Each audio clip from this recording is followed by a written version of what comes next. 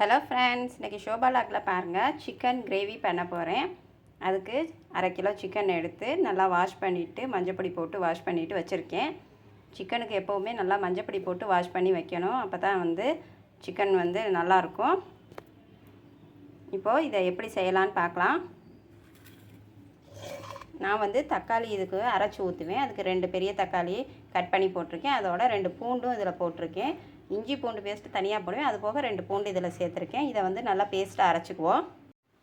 இப்போ பாருங்கள், சிக்கனுக்கு தேவையான அளவு கடாய் வச்சு எண்ணெய் ஊற்றிக்கிட்டாச்சு.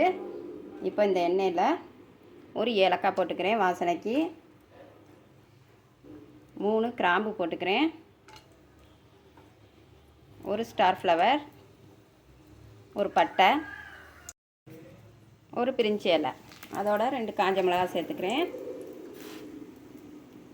கொஞ்சமாக வெந்தயம் சேர்த்துக்குவோம், கிரேவிக்கு வெந்தயம் போடணும். அப்புறம் கொஞ்சம் ஜீரகம். பொரிஞ்சதும் நம்ம கட் பண்ணி வச்சுக்க பல்லாரியை சேர்த்துக்குவோம்.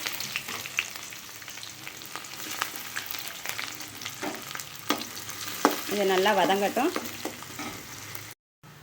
இப்போ பாருங்கள், நல்லா வெந்துருச்சு. இப்போ கருவேப்பிலை கொஞ்சம் சேர்த்துக்குவோம். அப்புறம் நம்ம அரைச்சி வச்சுருக்க இந்த தக்காளி சாஸை சேர்த்துக்குவோம்.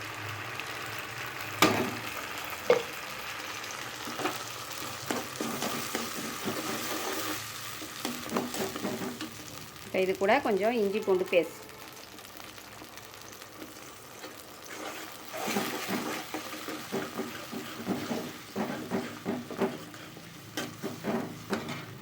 இப்போ இதோட நம்ம வாஷ் பண்ணி வச்சுருக்க சிக்கனையும் சேர்த்துக்குவோம்.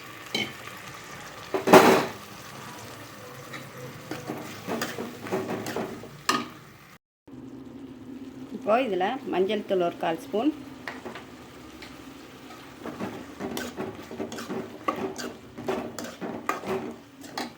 தனி மிளகாத்தூள் ஒரு 2 ஸ்பூன் போட்டுக்கிறேன்.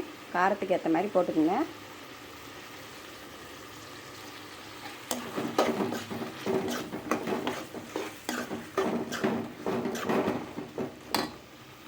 அப்புறம் சிக்கன் 65 பொடி நான் கொஞ்சம் சேர்த்துக்கிறேன். கலர்ஃபுல்லாக இருக்கும். இது நல்லா காரமாக இருக்கும், ரொம்ப சேர்க்க தேவையில்லை.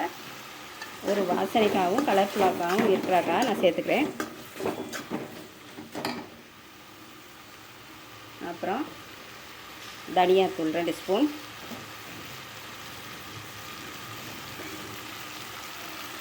சீரகம் சோம்புத்தூள் அது ஒரு 1/2 ஸ்பூன். இதுக்கு தேவையான அளவு உப்பு. இது எல்லாத்தையும் நல்லா கிண்டி விட்டுட்டு கொஞ்சமாக தண்ணி விட்டுக்கிறோம். இப்போ இதுக்கு தேவையான அளவு தண்ணி விட்டு இதை நல்லா கிண்டி விட்டாச்சு. இது ஒரு 10 நிமிஷம் நல்லா கொதித்து வரட்டும். நல்லா கெட்டியாக வரணுங்க. அதுக்குள்ளே சிக்கனும் வெந்து வந்துடும். பாருங்கள், சூப்பரான சிக்கன் கிரேவி ரெடி ஆகிடுச்சு. பாருங்கள், நல்லா எண்ணெயெல்லாம் பிரிஞ்சு பார்க்கவே நல்லா சூப்பராக இருக்குது. நல்லா கெட்டியாக வந்துருச்சு. பாருங்கள், நீ ஸ்டவ் ஆஃப் பண்ணிவிட்டு இறக்கிடலாம். பாருங்கள், சூப்பரான சிக்கன் கிரேவி ரெடி ஆகிடுச்சு. இப்போ இதுக்கு கொஞ்சம் கொத்தமல்லி தூவிக்கலாம்.